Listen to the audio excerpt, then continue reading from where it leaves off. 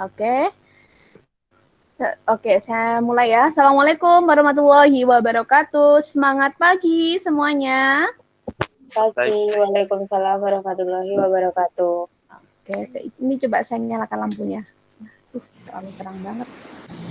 Oke, pagi hari ini seperti yang tadi sudah saya share di grup, bahwa kita akan membahas tentang karakteristik lapisan bumi. Nah, kemarin di hari Senin tanggal berapa kemarin ya? Tanggal 4 ya, 4 Januari, itu kemarin sudah saya share tentang video. Sudah dilihat semua kan ya? Sudah. Oke. Kita coba putar ulang untuk merefresh ingatan kalian. Karena itu nanti yang akan kita bahas.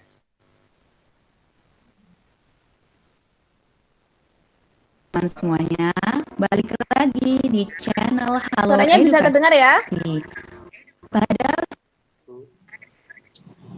Suaranya bisa terdengar? Bisa. Bisa. Oke, gambarnya jelas ya? Jelas. video kali ini, kita akan membahas mengenai fakta dunia sains, yaitu penjelasan lengkap mengenai struktur lapisan bumi. Seperti apa saja sih strukturnya? Tonton terus ya video ini.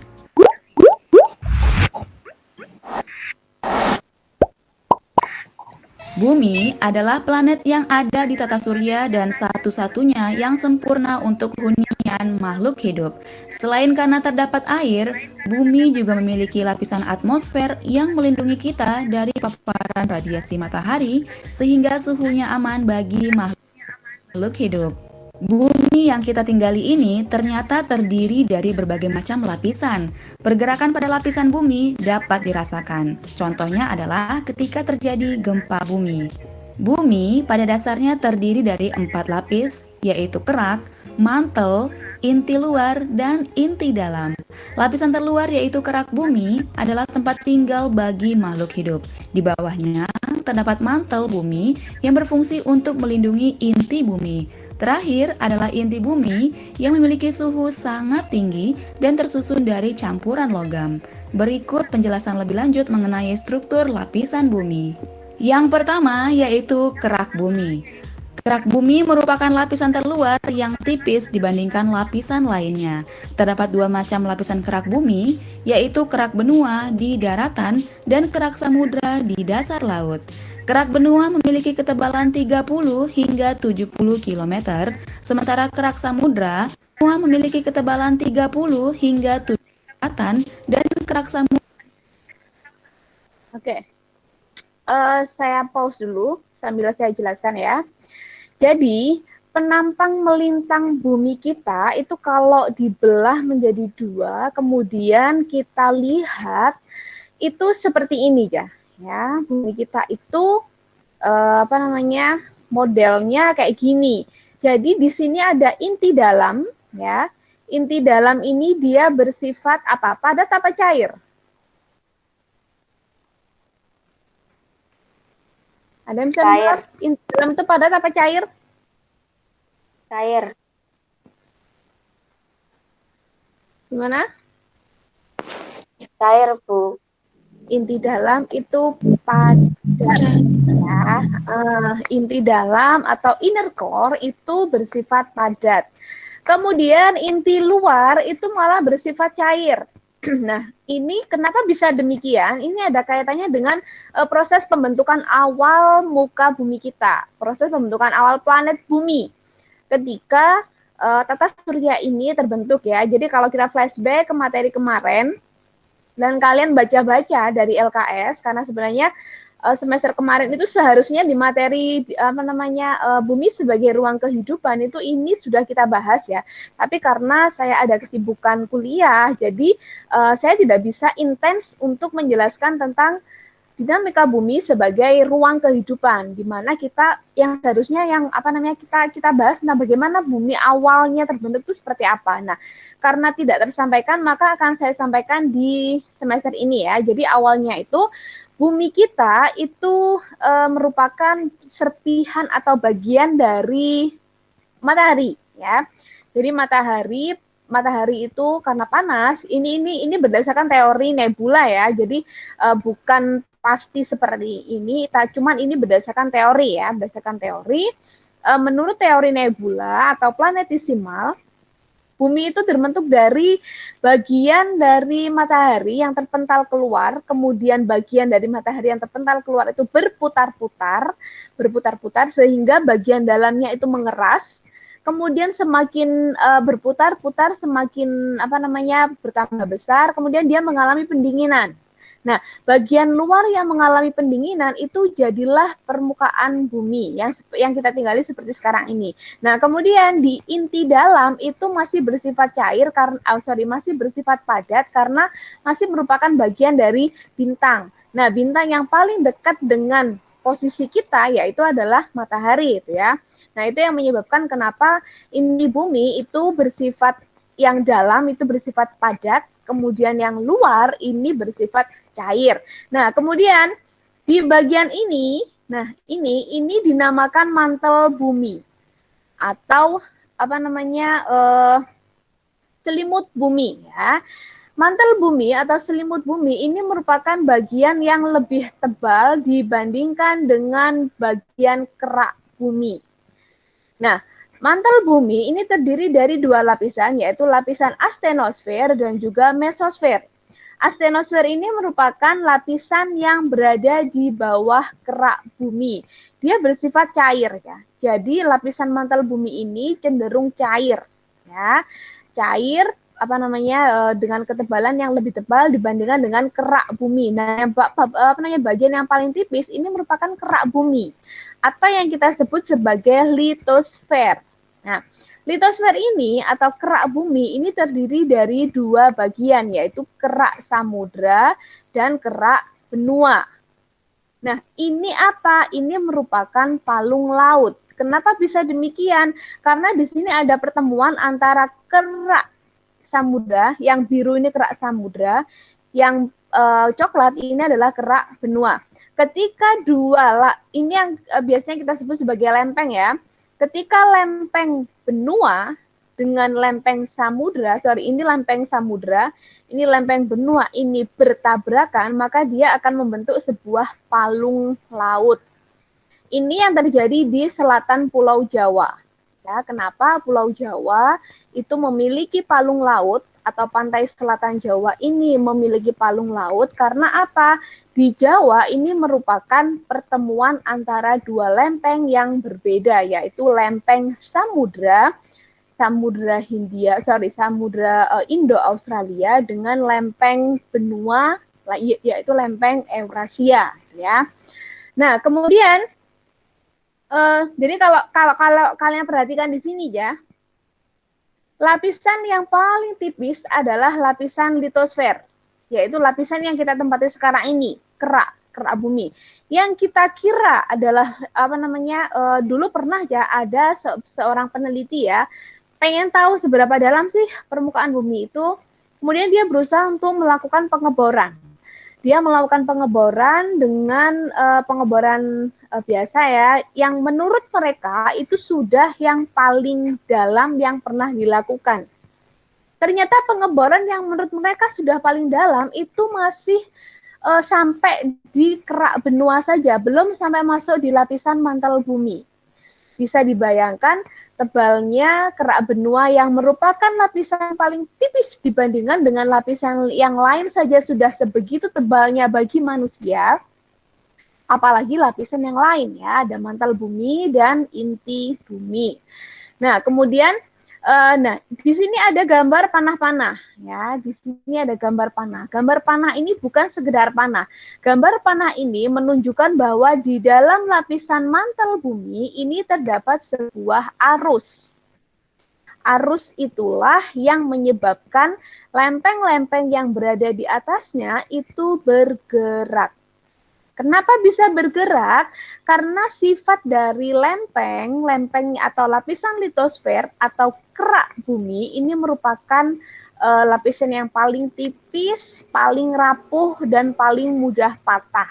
Sehingga ketika di bawah lapisan litosfer ada sebuah arus, Ini ya, tanda panah ini merupakan arus konveksi. Kenapa ada arus konveksi? Karena sifat dari lapisan astenosfer yaitu cair, sehingga ketika di sini ada panas, maka dia akan membentuk sebuah gelombang. Ibaratnya seperti kalian sedang memasak air. Inti bumi ini saya analogikan sebagai kompor. Kemudian di dalam panci itu ada air ya. Nah, air itulah lapisan astenosfer. Kemudian di atas air itu misalkan kalian kalian kasih puzzle. Nah, ketika air itu panas, dia pasti akan membentuk sebuah gelombang kayak bulu kutuk ya. Nah, itu yang dinamakan sebagai arus konveksi. Dan itu yang menggerakkan puzzle yang ada di atas air itu. Ilustrasinya seperti itu. Oke ya, jadi penampang melintang dari lapisan karakteristik lapisan bumi kita itu seperti ini. Untuk lebih jelasnya nanti kalian bisa searching di YouTube bagaimana sih lapisan bumi. Nah, itu ada banyak sekali. Ini juga saya ambilnya dari YouTube dan ini salah satu contoh bahwa di sekitar kalian itu ada banyak sekali media untuk memahami materi ini ya. Jadi tidak hanya dari LKS atau dari buku paket atau dari penjelasan saya, tapi juga dari berbagai macam sumber, salah satunya dari YouTube yang cenderung lebih mudah dipahami ya. Oke, kita lanjutkan dulu. Samudra di dasar laut.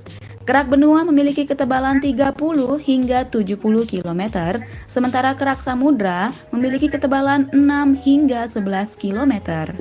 Pada kerak bumi terdapat proses endogen. Proses endogen adalah proses yang disebabkan oleh energi di dalam bumi yang menyebabkan permukaan bumi tidak rata. Proses endogen ini yang menyebabkan terbentuknya pegunungan dan bukit-bukit. Proses endogen terbagi menjadi 3 macam, yaitu tektonisme, vulkanisme, dan gempa atau seisme.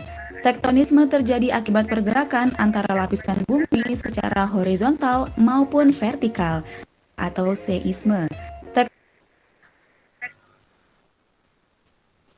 Oke, nah ini gambaran lain, ilustrasi yang lain dari lapisan kita, lapisan bumi kita, ya seperti ini. Yang di sini ini adalah lempeng samudra, yang ini merupakan lempeng benua. Ini adalah bagian dari kerak bumi, ya ilustrasi dari kerak bumi atau yang kita katakan tadi sebagai apa, Li? Apa? Litosfer, Bu. Oke, litosfer ya, masih tersambung ya. Saya pastikan kalian masih tersambung. Nah, di dalam lapisan litosfer ini terdapat proses endogen. Ya, ini nanti yang akan kita bahas secara lengkap. Sebelum kita nanti setelah ini saya akan hanya membahas gambarnya saja. Sebelum masuk ke proses endogen, terlebih dahulu kita nanti akan membahas tentang bagaimana sih karakteristik dari kerak bumi, batuan penyusun dari kerak bumi itu apa saja. Itu akan kita bahas dulu. Ini karena di video sudah disinggung, maka saya akan jelaskan sedikit ya. Jadi di dalam lapisan litosfer itu terdapat proses endogen. Apa itu proses endogen? Proses endogen merupakan proses yang terjadi atau yang berasal dari dalam bumi. Proses yang terjadi karena ada aktivitas di dalam lapisan bumi. Aktivitas itu meliputi apa saja? Yang pertama, tektonisme. Tektonisme ini merupakan aktivitas pertemuan lempeng. Yang tadi saya katakan, ketika ada pertemuan dua lempeng yang berbeda, kayak yang ini ya, yang di sini itu lempeng benua, ini samudra, yang ini lempeng benua. Kenapa lempeng samudra ini menunjam ke bawah? Karena berat jenisnya dia lebih berat daripada lempeng benua. Karena lebih berat, otomatis ketika bertabrakan dia akan menunjam ke bawah. Ya. Nah, lempeng yang menunjam ke bawah dia akan masuk ke dalam lapisan mantel bumi atau lapisan astenosfer. Dia akan melebur di sini, dia akan menghasilkan sebuah energi baru, magma. Nah, magma ini karena dia berada di dalam, magma itu seperti kompor ya. Jadi ketika magma itu energinya sudah semakin kuat dan juga jumlahnya sudah banyak, maka dia akan mendorong, dia akan mencoba untuk menerobos naik di atasnya. Nah, proses penerobosan magma inilah yang dinamakan sebagai vulkanisme. Jadi antara tektonisme dengan vulkanisme ini saling berkaitan. Ketika ada proses tektonisme, ada pertemuan antara dua lempeng yang berbeda, yaitu lempeng benua dengan lempeng samudra, maka dia akan menghasilkan sebuah gunung api. Nah, proses menghasilkan gunung api itulah yang dinamakan dengan vulkanisme. Nah, kemudian ketika ada pertemuan dua lempeng tektonisme yang sama, misalkan lempeng benua dengan lempeng benua, atau lempeng samudra dengan lempeng samudra, apa yang terjadi? Dia akan terjadi gempa. Nah, gempa inilah yang dinamakan dengan seisme. Ya, jadi ada 3 proses endogen yang terjadi di dalam bumi, yaitu tektonisme, yaitu pertemuan antara dua lempeng, kemudian vulkanisme, yaitu proses keluarnya magma dari dalam bumi, kemudian seisme atau gempa bumi. Gempa bumi ini bisa disebabkan karena ada pertemuan dua lempeng atau karena ada aktivitas vulkanisme, ya. Ketika ada magma yang berusaha untuk keluar ke atas, ke permukaan, kenapa bisa keluar? Karena energinya sudah kuat, karena ada energi yang mendorong dari dalam. Ketika magma itu jumlahnya masih sedikit, ya, masih sedikit dan juga jumlahnya masih belum banyak, maka dia tidak akan bisa masuk dan bisa menerobos lapisan litosfer yang ada di atasnya. Dia tidak bisa masuk ke sini, ya. Jika energi yang ada di sini itu masih belum cukup. Tapi karena energi yang ada di sini itu sudah banyak, maka dia akan bisa masuk dan menerobos ke sini, kemudian menghasilkan deretan gunung api. Itulah mengapa Pulau Jawa itu kaya akan gunung api. Gunungnya jejer-jejer. Dan ini tidak hanya ada di Pulau Jawa, tapi juga sampai ke Sumatera. Jadi antara mulai dari Sumatera Utara, terus ke selatan sampai Jawa, ini merupakan daerah pertemuan dua lempeng yang berbeda. Lempeng benua dan juga lempeng samudra, sehingga membentuk ring of fire atau cincin api, ya. Itu penjelasan singkat tentang proses endogen yang terjadi di lapisan litosfer. Oke, kita lanjutkan dulu. Yaitu tektonisme, vulkanisme, dan gempa atau seisme. Tektonisme terjadi akibat pergerakan antara lapisan bumi secara horizontal maupun vertikal. Pergerakan tersebut dapat menyebabkan retak dan patah. Sementara itu, vulkanisme disebabkan oleh keluarnya magma dari perut bumi ke permukaan bumi.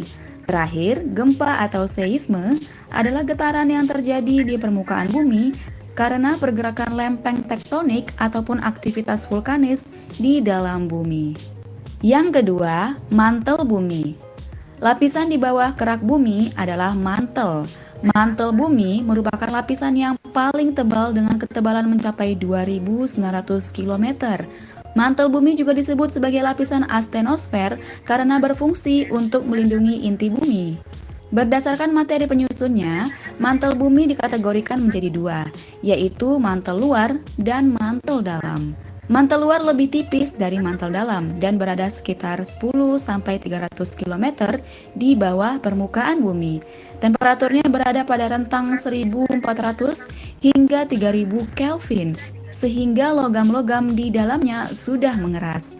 Sementara itu, mantel dalam berada pada kedalaman 300 sampai 2890 km di bawah permukaan bumi. Suhunya dapat mencapai 3000 derajat Kelvin, karenanya mantel dalam tersusun atas logam cair.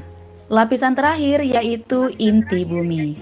Inti bumi merupakan lapisan yang paling dalam. Inti bumi dibagi menjadi 2, yaitu lapisan inti luar dan lapisan inti dalam. Lapisan inti luar terletak di kedalaman 2890 hingga 5150 km di bawah permukaan bumi.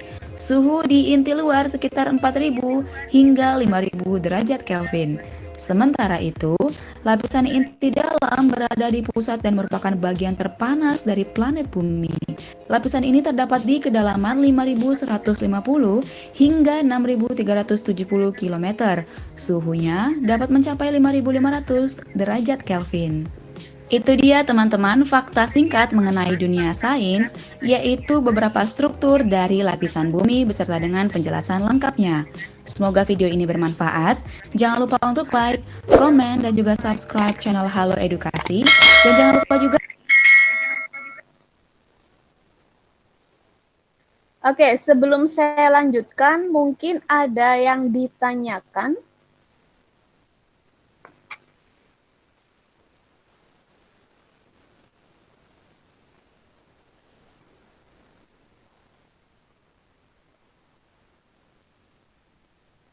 Oke, sebelum saya lanjutkan, ada yang ditanyakan?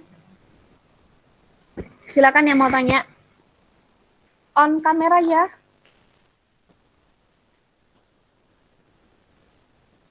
Ya, halo. Ada yang ditanyakan sebelum saya lanjutkan materinya? Ada? Ini kalian diem sedang memahami, bingung, atau diem lagi nyambi-nyambi? Gimana? Ada yang ditanyakan? Sri dengan Nur Ambarwati. Ada yang ditanyakan sebelum saya lanjutkan materinya? Belum, Bu. Jelas Belum. dari materi tadi? Jelas. Oke, Allah Pak. jelas. Kalau jelas, apa yang kalian lihat dari video tadi itu? Yang kalian dapatkan setelah melihat video itu apa? Coba salah satu ngomong.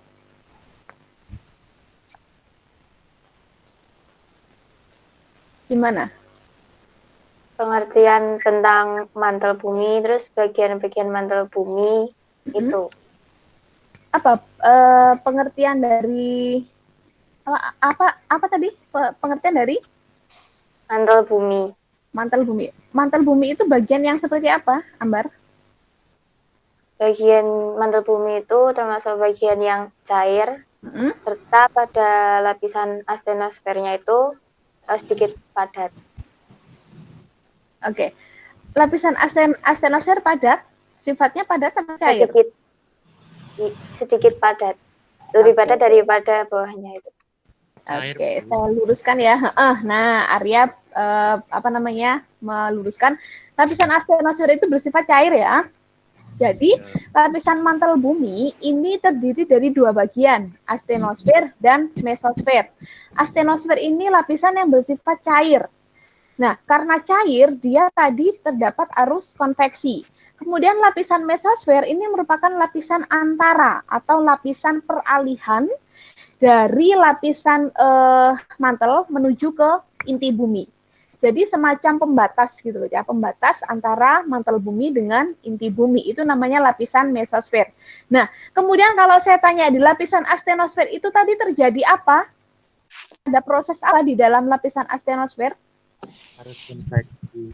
Iya, arus konveksi. Arus konveksi itu tadi yang menyebabkan apa? Arus konveksi yang menyebabkan adanya proses endogen. Nah, proses endogen tadi ada apa saja, Arya? Tektonisme, Gempa atau seisme. gempa, sama satu lagi vulkanisme. Oke, sudah ada gambaran ya tentang bagaimana karakteristik dari lapisan bumi ya, mulai dari kerak bumi, kemudian mantel bumi dan inti bumi. Nah, jadi kalau misalkan saya tanya nih, kenapa permukaan bumi kita itu tidak rata? Kira-kira ada kaitannya nggak dengan karakteristik lapisan bumi, kemudian proses yang terjadi di dalamnya? Kira-kira ada kaitan nggak? Ada. Ada. Kaitannya gimana? Adanya proses endogen. Adanya proses endogen. Itulah yang menyebabkan permukaan bumi kita menjadi tidak rata. Ada gunung, kemudian ada lembah, ada danau, ada kawah, ya kan? Kemudian ada apa lagi? Ada laut, palung laut. Nah, seperti itu. Itu yang menyebabkan permukaan bumi kita menjadi tidak rata. Oke, selanjutnya. Saya akan share screen lagi.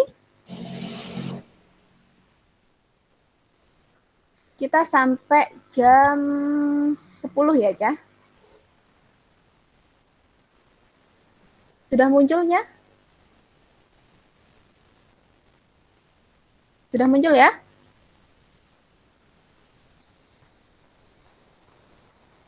Sudah muncul belum? Ya. Udah, oke. Ini ya. Oke, kita akan bahas ini tadi yang kita bahas, litosfer. Litosfer ini merupakan lapisan terluar yang, jadi kalau saya katakan litosfer sebagai kerak bumi, benar ya? Betul. Benar apa salah kira-kira? Betul ya? Oke. Litosfer adalah lapisan terluar bumi mencakup kerak bumi hingga mantel bagian atas. Nah, kalau diilustrasikan gambarannya seperti ini. Ini tadi lempeng apa? Lempeng samudra, yang ini lempeng benua. Nah, ini yang membuat permukaan bumi kita tidak rata karena di sini ada aktivitas apa? Vulkanisme. Aktivitas vulkanisme ini terjadi karena adanya arus konveksi yang ada di lapisan astenosfer. Makanya gini ya, pernah ingat nggak kalian ketika apa namanya proses tsunami di Aceh tahun 2005. Kalian sudah lahir belum, Cah? 2005. Ya. Sudah Ya, masih ingat ya tsunami Aceh tahun 2009 saja, sorry. Tsunami Aceh tahun 2009. Masih ingat ya? Yang sampai korbannya 300 orang. Kok 300 orang? 3 juta apa 300.000 ya? 300.000 orang yang meninggal. Nah, itu terjadi karena apa? Karena ada pertemuan, ada gesekan antara lempeng benua dengan lempeng samudra. Jadi dia bergeraknya saling mendekat. Karena saling mendekat, akhirnya tsunami. Kok bisa, Bu, tsunami? Jadi gini, ceritanya ketika tsunami itu kan selalu diawali dengan surutnya air laut, ya kan? Kelingan dengan peristiwa tsunami Aceh. Itu kan beberapa menit sebelum air itu datang, gelombang tsunami itu datang, air laut itu surut. Jadi antara lempeng ini dua lempeng ini dia bergerak saling menjauh dulu. Yang satu ke sini, yang satu ke sana. Kemudian yang di bagian yang jadi kan ketika ada dua lempeng yang bergerak saling menjauh pasti ada bagian yang kosong kan, Kak? Nah, bagian yang kosong itu karena di atasnya itu airnya itu masuk. Nah, kemudian beberapa menit kemudian, kayaknya nggak sampai 1 menit ya, beberapa detik kemudian itu lempengnya itu bergerak mendekat lagi. Jadi air cara penake ngomongno banyune kutah ya. Banyu lautnya kutah. Nah, karena yang kutah itu air laut sehingga menyebabkan gelombang tsunami. Nah, itu cerita singkat tentang fenomena litosfer, fenomena yang terjadi di lapisan litosfer yang diakibatkan oleh proses endogen yang bisa kita lihat. Ya. Kemudian, nah ini kita akan membahas tentang struktur dan jenis batuan. Kenapa kita bahas ini? Karena komponen yang menyusun lapisan litosfer ini adalah batuan. Ada yang mengatakan litosfer ini sebagai lapisan batuan. Kenapa dikatakan demikian? Ya karena memang sebagian besar komponennya terdiri dari batuan. Loh, bukan ada tanah. Tanah itu berasal dari batuan yang melapuk. Nah, kayak gitu. Jadi sebelum ada tanah diawali dari batuan dulu ya. Kemudian kita akan membahas tentang struktur dan jenis batuan. Di permukaan bumi kita itu hanya ada 3 jenis batuan, yaitu batuan beku, batuan sedimen, dan batuan metamorf. Batuan beku ini merupakan batuan keras yang terbentuk dari pembekuan magma. Jadi kalau diurutkan, dari ketiga jenis batuan ini, mana yang terlebih dahulu terbentuk? Kira-kira menurut kalian yang mana? Beku. Beku. Kenapa demikian? Karena terbentuk dari magma yang sudah ada beberapa tahun yang lalu. Iya. Jadi antara proses endogen ya dengan proses pembentukan batuan ini hampir berbarengan gitu ya. Nah, batuan yang pertama kali terbentuk itu adalah batuan beku. Kemudian batuan beku, jika batuan itu terakumulasi di sebuah tempat dan juga tidak mendapatkan gangguan. Gangguan itu artinya tidak dipindahkan oleh manusia, kemudian tidak mengalami proses alam dan dia menetap di situ, maka dia akan membentuk sebuah batuan sedimen. Makanya ciri yang paling menonjol dari batuan sedimen itu dia berlapis-lapis. Kenapa berlapis-lapis? Karena dia merupakan akumulasi atau kumpulan dari material hasil perombakan batuan yang sudah ada sebelumnya. Bisa jadi batuan beku, misalkan kumpulan dari batuan beku, kemudian bercampur dengan materi yang lain. Kemudian dia terperangkap di suatu tempat gitu ya, kemudian dia sudah PW di sana, istilahnya kayak gitu, dia sudah PW, tidak mendapatkan gangguan apa-apa, dan itu sudah terjadi bertahun-tahun, berpuluh-puluh tahun, sampai mengalami proses litifikasi atau pengerasan, maka dia akan berlapis-lapis seperti ini. Nah, kayak gitu. Ini kayak ciri dari batuan sedimen, berlapis-lapis ya. Karena kemudian batuan metamorf ini merupakan batuan yang mengalami perubahan bentuk, baik itu dari bentuk fisik. Nah, ini fisik ini berarti yang tampak dari luar bentuknya. Kemudian juga dari mineral yang terkandung di dalamnya. Nah, kenapa bisa terjadi perubahan? Karena batuan ini mengalami proses yang luar biasa. Nah, proses yang luar biasa ini bisa misalkan batuan itu ketika dia masuk ke dalam celah lempeng, celah lapisan litosfer, kemudian batuan itu kegencet-gencet lah istilahnya. Kemudian dia juga bercampur dengan mineral yang lain, maka dia akan berubah bentuk dan mineral, dan komposisi kimianya juga berubah. Kandungan mineralnya juga bisa berubah, gitu ya. Karena proses yang dia alami juga semakin besar, semakin kuat gitu ya. Makanya kalau kita bandingkan antara batuan beku, sedimen, dan metamorf, ini yang paling indah dan juga paling memiliki nilai jual yang mahal ini adalah batuan metamorf. Karena apa? Batuan ini yang mengalami banyak banyak tempaan gitu, banyak proses gitu ya. Ibaratnya seperti seperti orang semakin dia banyak ujiannya, maka dia akan menjadi pribadi yang sangat-sangat baik. Nah, sama halnya seperti batuan. Oke ya. Kemudian, nah ini kita bahas dulu batuan beku. Batuan beku ini sekilas kita bisa melihatnya tidak terlalu beragam. Nah, batuan beku ini terdiri dari 3 macam. Ada batuan beku dalam, batuan beku gang, dan batuan beku luar. Kenapa bisa beda-beda? Karena proses terbentuknya itu juga berbeda. Proses pembekuan magmanya ini beda. Beda apanya, Bu? Beda tempat. Batuan beku dalam ini berarti proses pendinginan magma ini ada di dalam bumi. Makanya di sini warnanya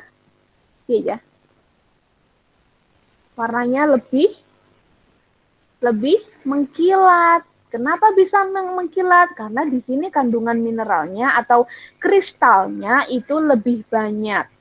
Kemudian batuan beku gang atau koro ini berarti proses pembekuannya ini ada di dalam gang atau lubang pipa kepundan. Pipa kepundan itu istilahnya terowongan yang tempat keluarnya mahma. Nah, batuan itu mahma itu ada yang membeku di sana, maka dia akan menjadi batuan beku gang. Bentuknya seperti ini. Kemudian batuan beku luar ini cenderung lebih halus.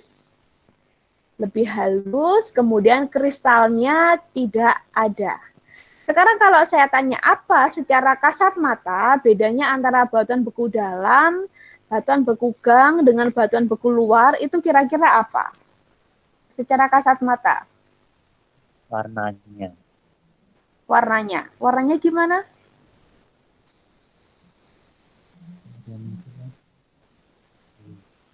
Gimana warnanya? Ini siapa? Arya ya? Gimana dengan warnanya? Kayak yang batuan beku dalam itu hitam tapi mengkilat gitu. Mengkilat. Terus? Yang batuan gang kayak hitamnya itu gelap banget. Terus? Yang luar tuh kayak ya ada warnanya gitu kayak polos gitu. Iya, betul banget ya. Jadi batuan beku dalam ini cenderung lebih mengkilat. Kenapa tadi bisa mengkilat? Karena kandungan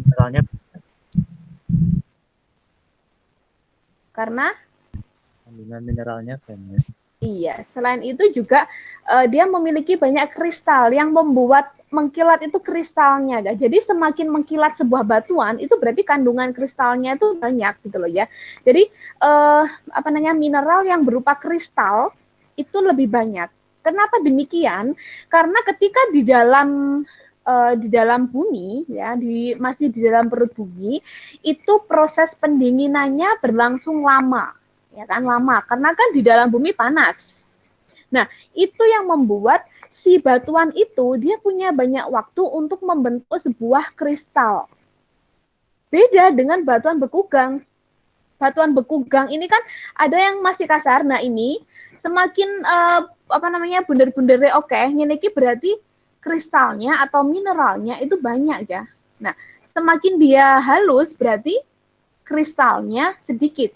Nah, berarti dia itu ada bagian yang proses pembekuannya itu lama. Kalau lama kan berarti dia punya banyak waktu untuk membentuk kristal, untuk membentuk sebuah mineral.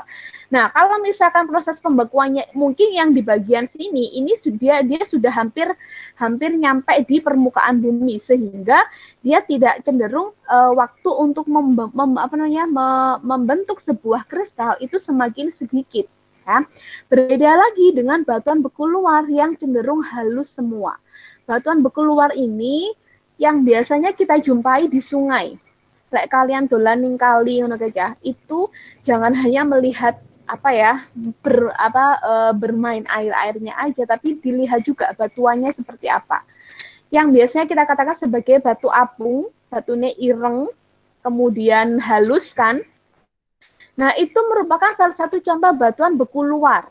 Jadi batuan beku luar ini magma yang sudah keluar ke permukaan bumi, kemudian dia mengalami pendinginan dengan cepat karena sudah ada kontak dengan oksigen. Nah, itu yang membuat si batuan beku luar ini dia tidak punya banyak waktu untuk membentuk sebuah kristal. Sehingga apa?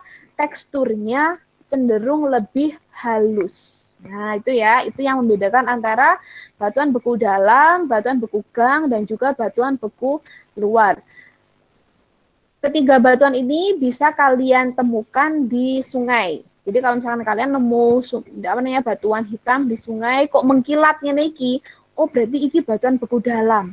Bu, gimana ya kok bisa keluar? Batuan itu terlontar keluar bersama dengan magma.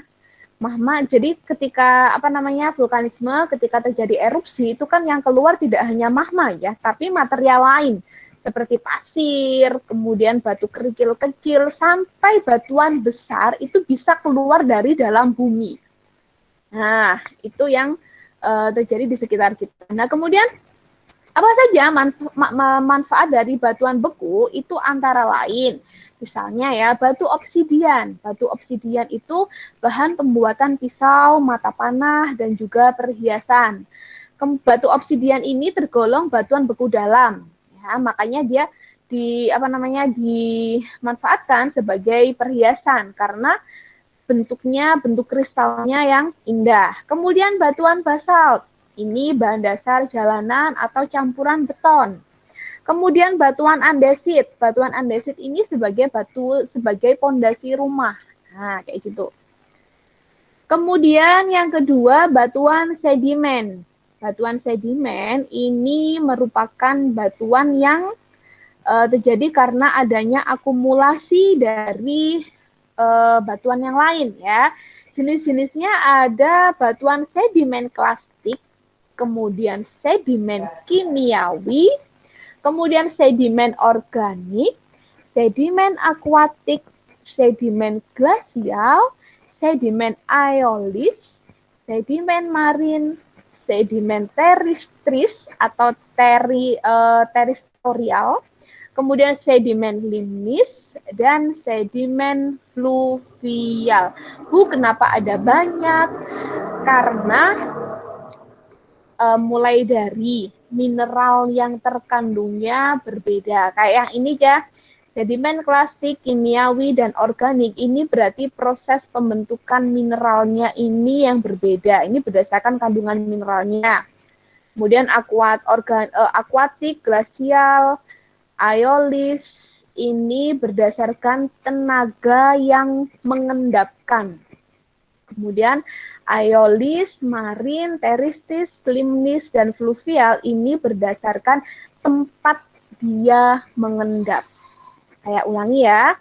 Yang sedimen klasik, kimiawi, dan organik ini berdasarkan kandungan mineralnya.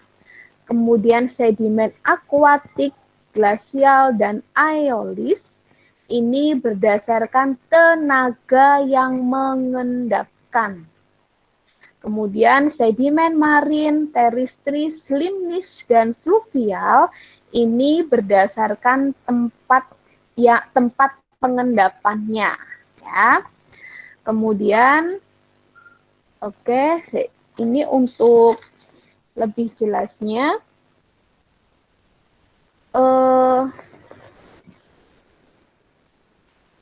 cukup nggak ya waktunya? Cukup ya. Oke, saya jelaskan ya. Batuan sedimen klastik. Yang pertama ini di LKS kalian sudah ada. Nanti kalau sudah punya bisa dibuka ya, bisa dibaca di LKS. Batuan sedimen klastik ini yang susunan kimianya itu sama dengan batuan asal. Jenengnya klastik, berarti dia cenderung tidak mengalami perubahan ya. Kemudian yang kedua batuan sedimen kimiawi berarti merupakan batuan yang pengendapannya itu melalui proses kimia seperti pelarutan, penguapan, dan oksidasi. Ya. Contoh dari batuan sedimen kimiawi ini adalah batuan kapur. Atau kalian pernah nggak main di gua, masuk di dalam gua? Pernah nggak? Halo? Masih tersambung? Pernah ya? Iya. Nah, ketika kalian masuk ke gua, apa yang kalian lihat di situ? Apa yang kalian lihat di situ? Gelap, apalagi? Kalau misalkan ada cahaya, goleke ojo sing gelap-gelap ya, sing enek cahayanya. Kalau misalkan ketika kalian bisa melihat kondisi sekitar, yang kalian di sekitar gua itu ada apa saja? Stalaktit. Nah, stalaktit dan stalagmit. Nah, stalaktit itu yang atas atau yang bawah?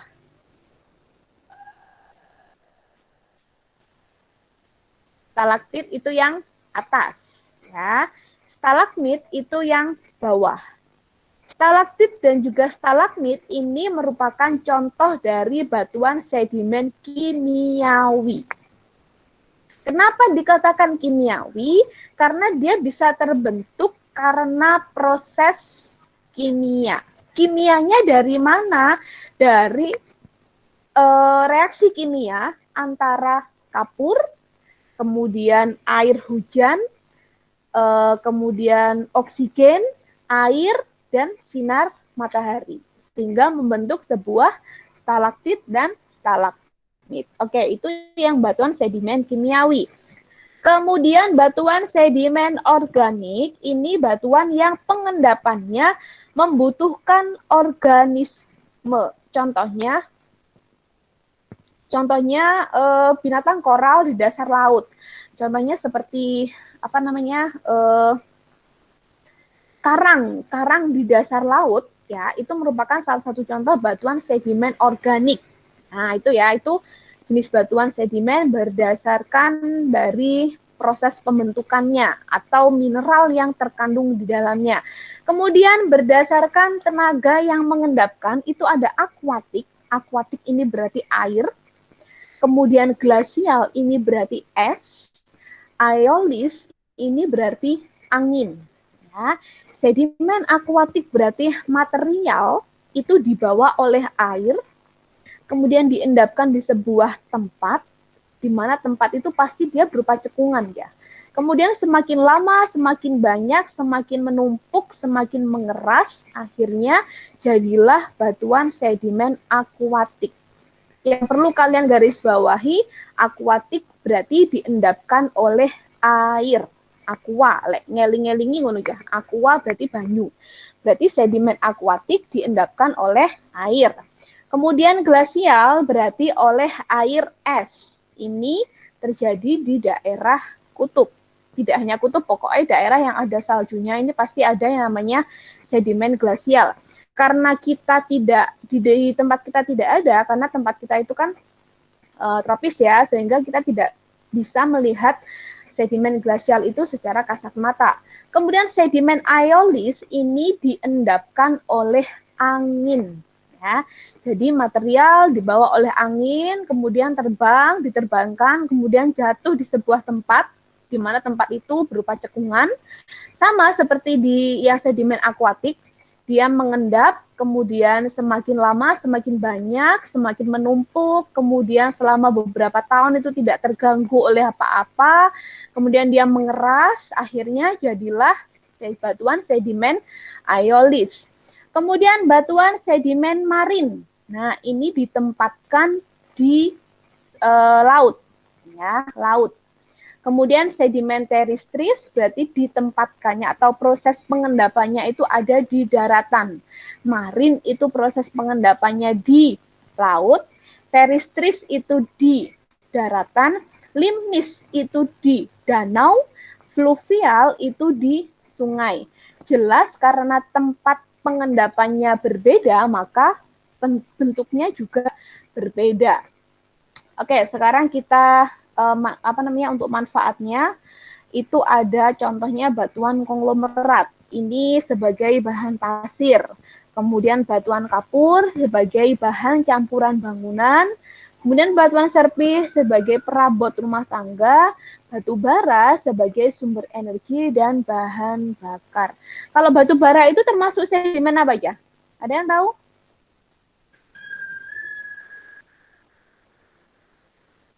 Batu bara termasuk sedimen apa? Ada yang tahu batu bara itu termasuk apa? Halo, masih tersambung? Oke. Apa? Batu bara termasuk batuan sedimen apa kira-kira? Kimiawi. Kimiawi? Oke. Gak apa-apa, sing penting jawab ya. Salah rapopo, patre belajar. Kalau kalian langsung bener, wis jenenge wis pinter. Jenenge belajar ya sono kuwi rapopo. Dimulai dari kesalahan dulu.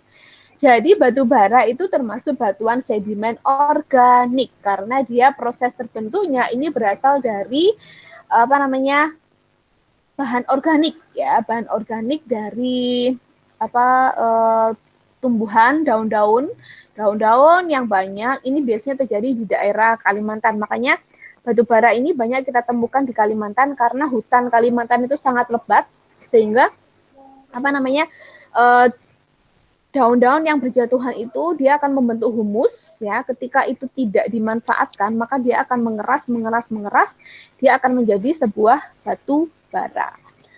Kemudian batuan metamorf ya, batuan metamorf ini batuan yang mengalami banyak cobaan, kalau saya katakan kayak gitu. Batuan yang mengalami banyak tempaan ya, jadi dia ada batuan metamorf kontak, batuan metamorf dinamo, dan batuan metamorf kontak pneumatalitis. Apa bedanya? Ini di LKS juga ada. Batuan metamorf kontak ini terbentuk akibat perubahan suhu yang ekstrim dari luar bumi. Perubahan suhu ekstrim dari luar bumi. Apa contohnya? Batu marmer. Batu marmer yang terbentuk dari batuan kapur. Jadi batu marmer yang biasanya dipakai di porselen itu asalnya dari batuan kapur ya. Kenapa bisa demikian? Karena dia mengalami perubahan suhu yang sangat ekstrim.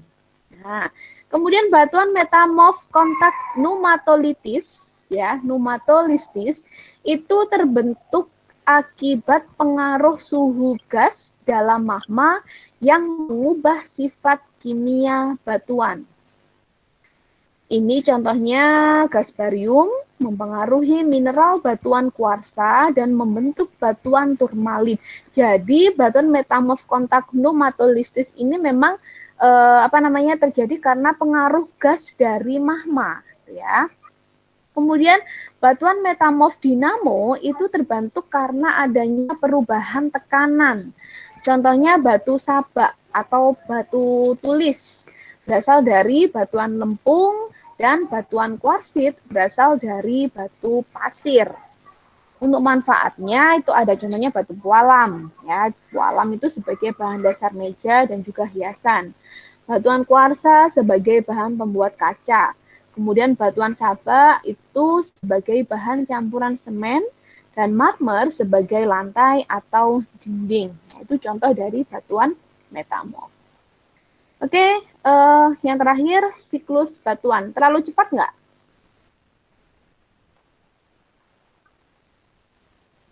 Halo? Tidak, Bu. Tidak, oke ya, masih bisa mengikuti ya. Oke, dari siklus batuan ini ada yang bisa menjelaskan. Karena di sini cukup jelas ya. Silakan yang mau menjelaskan.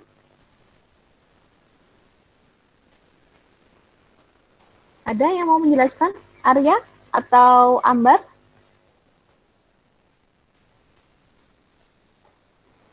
Ya, Bu. Gimana?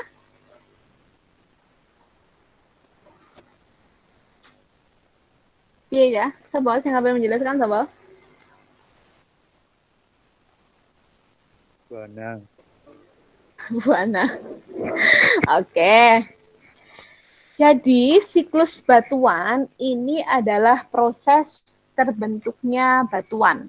Urutannya seperti apa sih? Dimulai dari ini ya, dimulai dari magma ya. Magma, kemudian batuan yang cair, biasanya bergerak ke atas ya. Magma itu kan yang di dalam. Kalau dia sudah berhasil keluar, maka dia dinamakan lava ya. Kalau dia sudah mendingin, dia dikatakan lahar. Makanya sering tahu mengatakan ada lahar dingin. Itu sebenarnya adalah magma yang sudah bercampur dengan material yang lain dan dia cenderung temperaturnya sudah mendingin. Nah, kemudian lava yang berhasil keluar dan juga menjadi lahar, kemudian dia membeku karena mengalami proses pendinginan, ya, ada kontak dengan oksigen di permukaan bumi, maka dia akan menjadi batuan beku. Kemudian batuan beku ini terjadi mengalami proses pelapukan dan erosi. Pelapukan ini bisa diakibatkan oleh pelapukan ini lapuk gitu ya, penghancuran massa batuan. Ini yang dikatakan dengan pelapukan. Pelapukan ini bisa diakibatkan oleh sinar matahari, kemudian hujan. Nah, ini ya. Jadi air dengan sinar matahari yang paling banyak menyebabkan pelapukan. Ada lagi pelapukan karena organisme atau misalkan karena akar. Batuan itu ditumbuhi lumut, misalkan kayak gitu. Lumut lama-lama dia membentuk sebuah akar sehingga dia akan menghancurkan material atau struktur dari batuan itu. Nah, dia ketika dia mengalami perapukan dan juga erosi ini berarti pemindahan, maka dia akan menjadi tanah. Kemudian material tanah itu kan terdiri dari beberapa banyak materi yang berbeda. Nah, dia menumpuk di sebuah tempat, kemudian semakin lama semakin mengeras, kemudian tidak terganggu oleh apa-apa, dia akan berubah menjadi sedimen. Nah, ini penimbunan terus-menerus mengeras, penimbunan terus-menerus dan pengerasan. Pengerasan ini namanya litifikasi, ya. Pembatuan litifikasi, kalau pengerasan sementasi. Jadi batuan material dari sedimen, material sedimentasi yang mengalami pengerasan atau sementasi, maka dia akan berubah menjadi batuan. Nah, proses yang terjadi itu adalah litifikasi. Berubahlah menjadi batuan sedimen dengan ciri berlapis-lapis. Kenapa bisa berlapis-lapis? Karena dia berasal dari material sedimen yang menumpuk. Jawab, paham ya? Halo? Insya Allah, Bu. Ya, oke.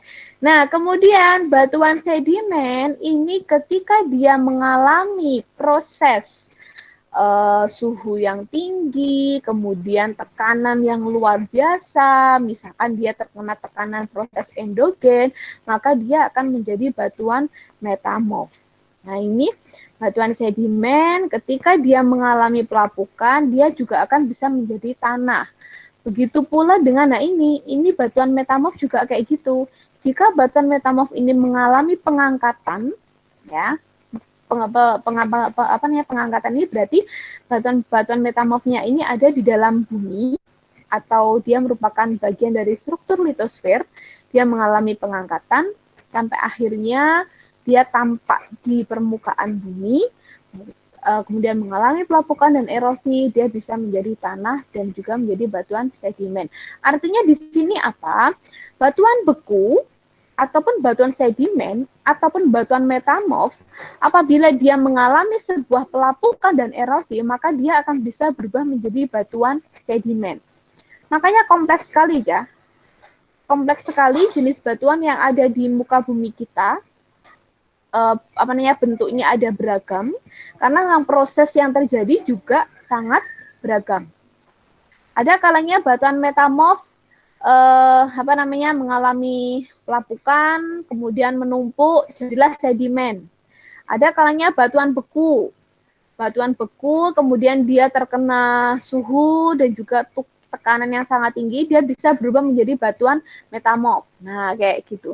Makanya kalau misalkan untuk identifikasi batuan ini dilihat dari kandungan kimianya bagaimana, kemudian struktur mineralnya seperti apa, kemudian dia berasal dari mana untuk bisa mengklasifikasikan sebuah batu. Ya. Itu materi kita hari ini. Sebelum saya akhiri, ada yang mau ditanyakan?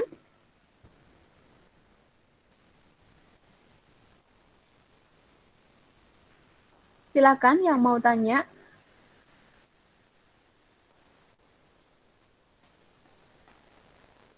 Tadi slide-nya kelihatan nggak, Cah?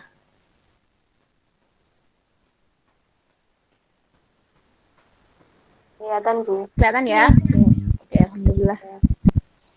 Oke, ada yang mau ditanyakan dulu sebelum saya meminta salah satu di antara kalian untuk menyimpulkan. Ada yang mau ditanyakan?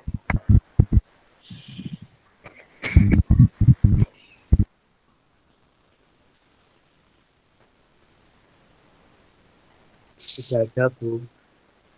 Wis paham kabeh?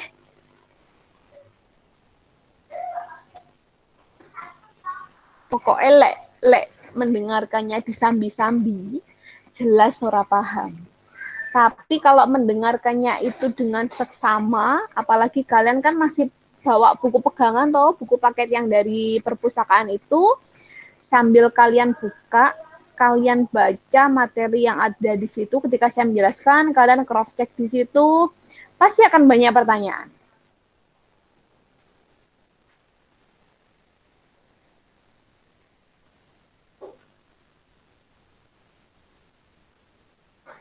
Oke, saya stop screen dulu.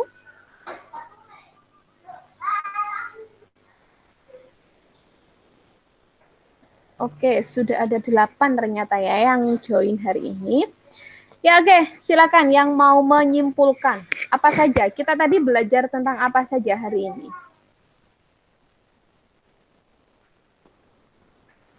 Ada yang mau menyimpulkan? Amba? Mengenal lapisan-lapisan bumi,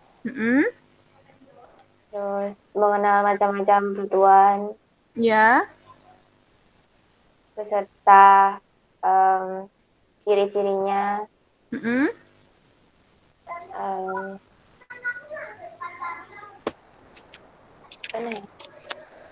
Sampai yang terakhir, tadi barusan membahas apa? Siklus pembentukan batuan. Iya, siklus batuan ya. Kalau kalian masih bingung ya, itu silakan kalian bisa berselancar di dunia maya. Kalian bisa berselancar di YouTube ya. Di situ ada banyak sekali informasi yang bisa kalian akses. Dan lagi kalian kan selama ada paketan atau misalkan kalian paketannya limit, kalian bisa ngafe di tempat mana gitu ya yang ada wifi-nya. Kemudian silakan kalian search. Kalau tadi kita membahas tentang karakteristik lapisan bumi, kemudian sampai kepada batuan penyusun litosfer itu seperti apa, itu silakan bisa kalian, misalkan ada yang masih bingung, kok aku masih bingung gini ya, silakan cari sendiri informasi di YouTube ya, di YouTube atau di internet. Nanti kalau misalkan ada yang masih dibingungkan dari informasi yang ada di YouTube, bisa kita bahas di kelas. Atau ketika kita virtual meet seperti ini, silakan kalian tanya, Bu, saya kemarin menemukan info tentang ini. Itu gimana, Bu? Menurut penjelasan gimana? Nah, nanti akan kita diskusikan bareng-bareng di sini ya. Jadi kalian mencari informasi, saya pun juga mencari informasi. Sebelum saya tutup, setelah mempelajari materi ini, yang kalian yang kalian bukan dapatkan, yang kalian rasakan itu apa? Selain saya jadi tahu, Bu, tentang lapisan bumi, kemudian macam-macam batuan, yang kalian rasakan itu apa? Apa kira-kira?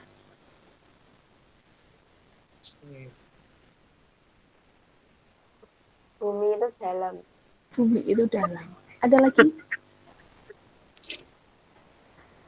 Ada lagi Arya? Atau mungkin Satria mau ngomong? Tadi sudah speakernya di-on kan? Satria, silakan. Apa? Setelah mempelajari materi ini, pesan kalian itu apa?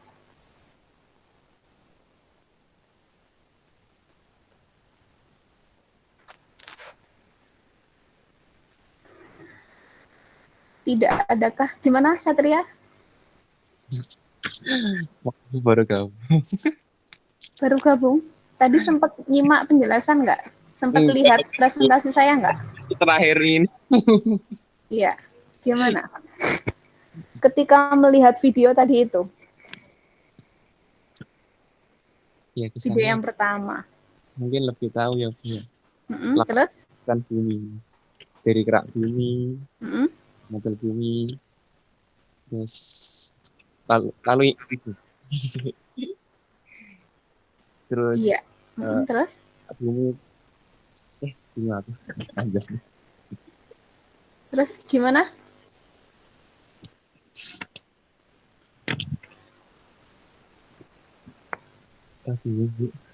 Oke. Kalau saya aja, sampai sekarang pun ketika saya membahas materi ini, materi litosfer, atmosfer, hidrosfer, satu kata. Ya, ini karena saya muslim ya, mungkin di antara kalian semuanya di sini muslim kan.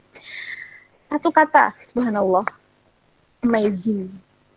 Itu saja. Bahkan ketika tadi diilustrasikan penampang melintang bumi kita itu seperti ini, prosesnya itu seperti ini, ada proses di dalamnya itu yang bermacam-macam seperti ini. Dari proses itu bisa menghasilkan morfologi tempat di permukaan bumi kita itu yang seperti ini. Jadi ada yang kalau kita melihat ketika kalian main di alam itu kan luar biasa kan ya. Nah, itu kalau misalkan kalian belajar lebih dalam, proses yang terjadi itu luar biasa.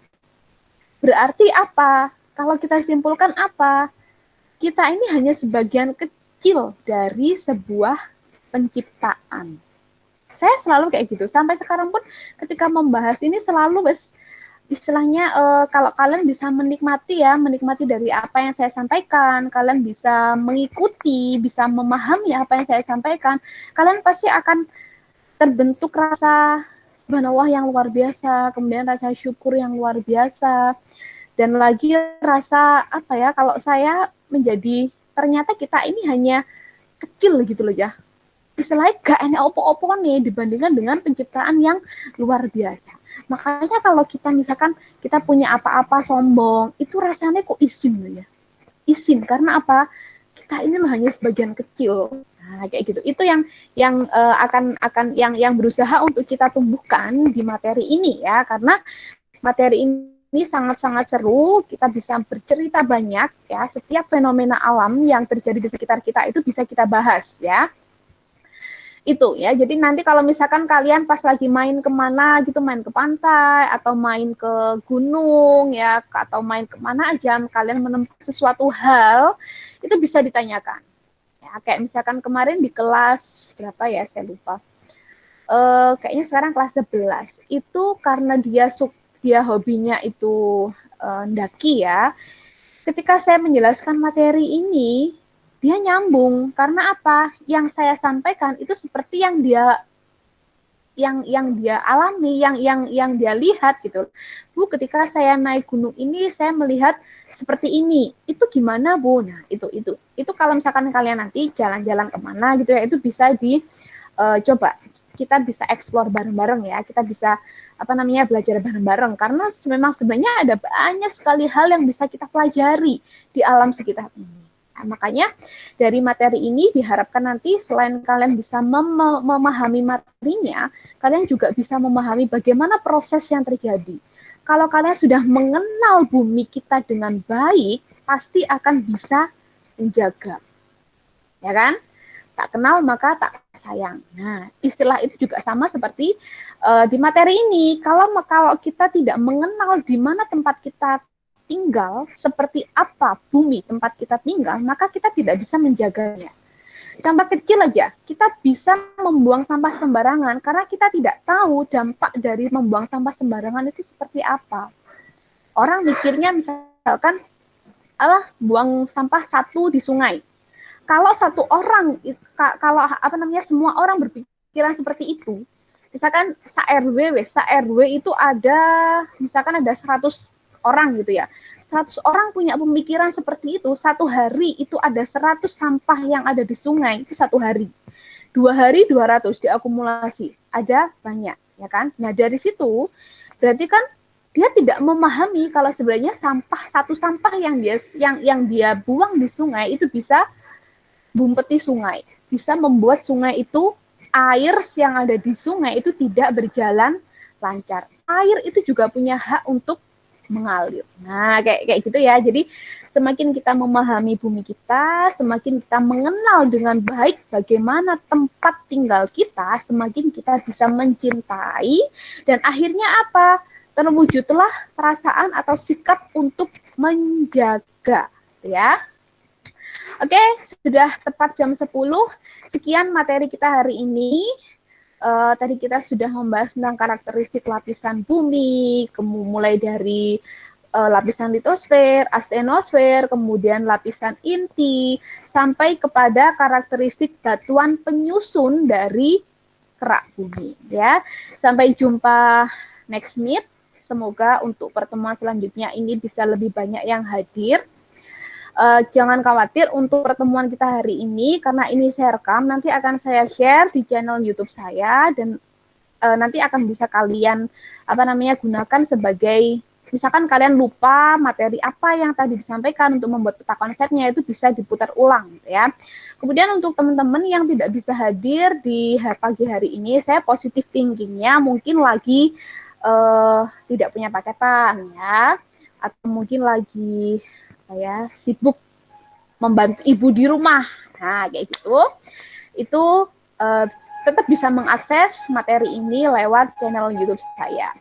Oke, saya akhiri. Terima kasih atas partisipasi yang luar biasa hari ini dan semoga tetap terjaga di virtual meet selanjutnya. Saya tutup. Wassalamualaikum warahmatullahi wabarakatuh.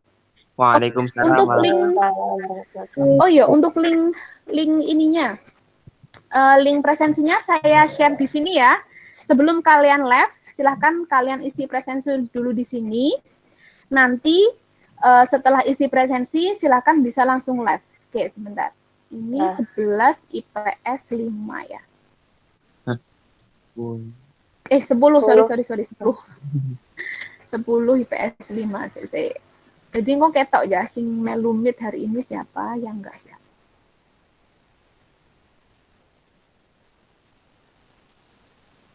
Sesek gini ya mas, daripada ini wong ini cuman 9 orang ya, tak tulisnya aja daripada kalian nanti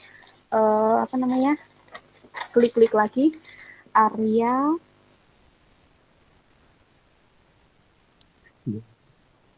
kemudian Citra, Dinda, Saya baru masuk loh, Bu. iya nggak apa-apa, Felix, kemudian Nur Ambar.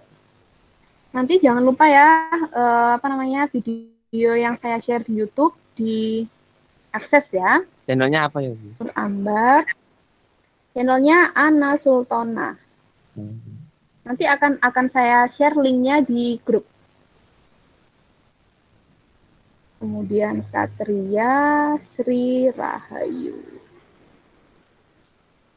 1, 2, 3, 4, 5, 6, 7, 8. Oke, 8 siswa ya yang hadir. Oke, nggak apa-apa.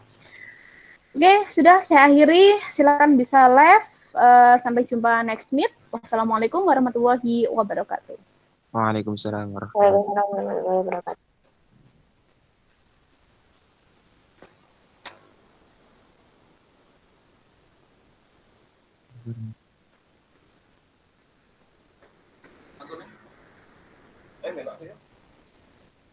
Ini jadwal.